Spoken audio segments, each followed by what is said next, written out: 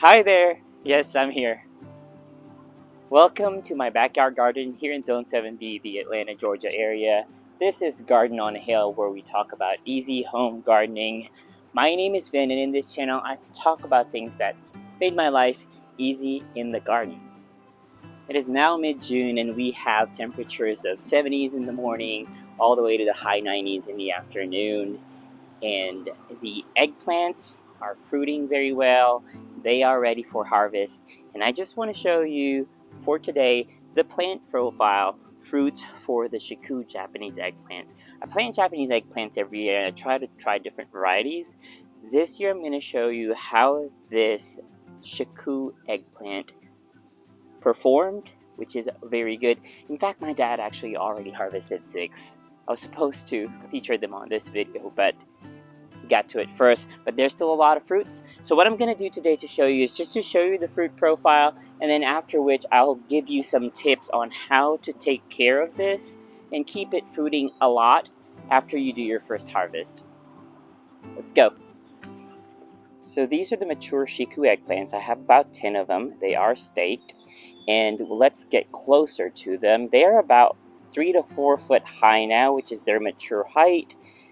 And they are fruiting. Again, my dad already harvested some of the fruits last night, but let's still take a look at them because they're about 7 to 8 fruits per plant, and this is just one that hasn't been harvested yet. Look at this fruit profile. So I would say this one is about 10 or to 12 inches long, about a foot, about 3 inches in diameter.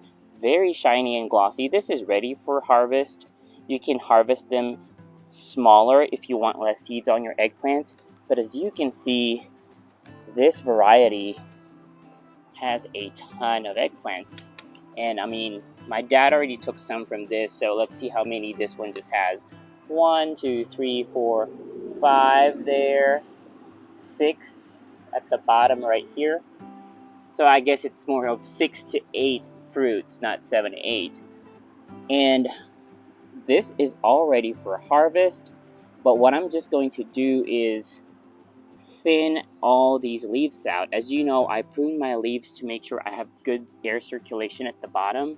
I'm going to do that first, so at least once I prune all the leaves out, I can get the disease control coming up the plant. Although there is not, I am proactive on managing that. And then you can also see the fruits better. So let me prune it first. That is the first tip. Prune the leaves of your eggplants. And what I would do is prune from here 6 to 8 inches. And also I'll prune out any of the leaves that are intersecting or restricting airflow. Let's go ahead and do that. So let me show you how I do this. It's very simple. I just go down to the base of the plant and then start to snip off some of the leaves that are dropping down below 6 to 8 inches.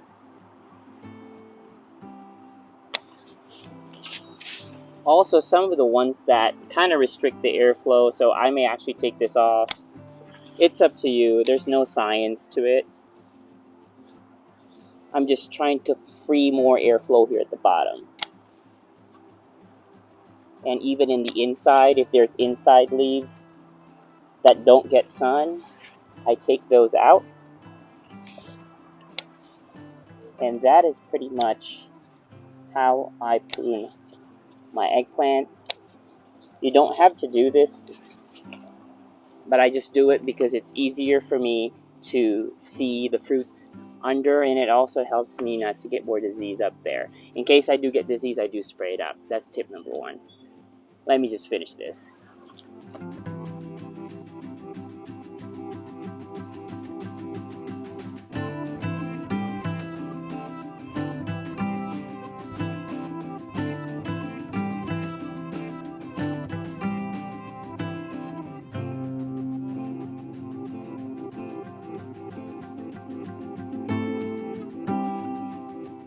And now that we have pruned the 10 eggplants, let's take a closer look at how you can now see all of your fruits and see all these fruits. Some of them are still hidden in the leaves, but it is plenty of Shikou eggplants. Again, my dad already took about 6 here, but there's still so many left and so many of these new eggplants forming. As you can see, that helps you also locate the fruits and helps with your circulation. And now I am going to put fertilizer on each plant to make sure it continues blooming and fruiting for us. So for those of you who are new to my channel, I do have a detailed video on how I start my eggplants from seed, fertilizing, pruning, all the way to here. You can actually access that. I'm going to put a link right here.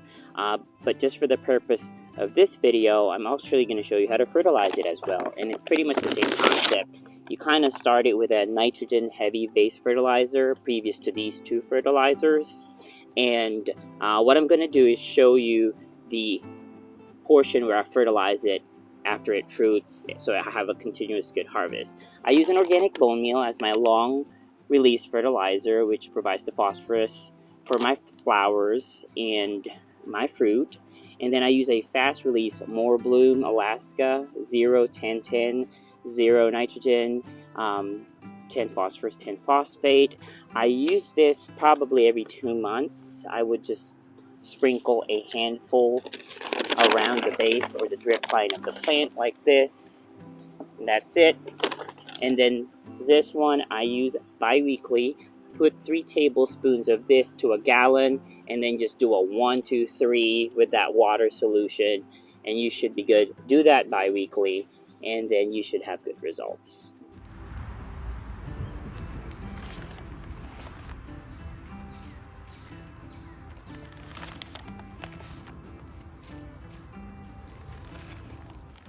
So I have my all bloom solution ready here in this jug, a gallon of water, 3 teaspoons. But before I water, this coincides with the other tip before I wet the soil. You may want to water well, but don't overwater. And how do I do that? I just use my finger. It's a finger test. You basically put your hand in the ground as deep as you can, close to the base. And when you pull up, and when the soil doesn't stick to your hand, or basically it's only a few dust in there, it's ready for watering. So I just want to show that to you because you do not want to overwater your eggplants. They do not like wet feet. So I'm going to go ahead and water it with the water soluble fertilizer. Again, do this every 2 weeks. Of course, the fertilizing is totally up to you. If you have rich soil, you may not even need it. Also, you can use your homemade compost as a free substitute to that. It is now noon. Straight up my head is the sun, and these eggplants are getting happier. Just to leave you with 2 other tips. First is make sure you stake your eggplants, because once the limb breaks, it does take a while for it to regenerate a new limb. So make sure you stake it and make sure you tie it together. And also just look out for the leaves. Typically eggplants are very susceptible to flea beetles, especially here in the south. My eggplants, luckily I have managed for it not to have flea beetles, but I'm going to show a clip here of the other eggplant in my front yard garden, and you can see some flea beetle damage. And if that does happen, just make sure you smother all the leaves with diatomaceous earth. It has worked for me very well, or neem oil. Either or, cover all the leaves, leave it there for a week. That should take care of the flea beetles.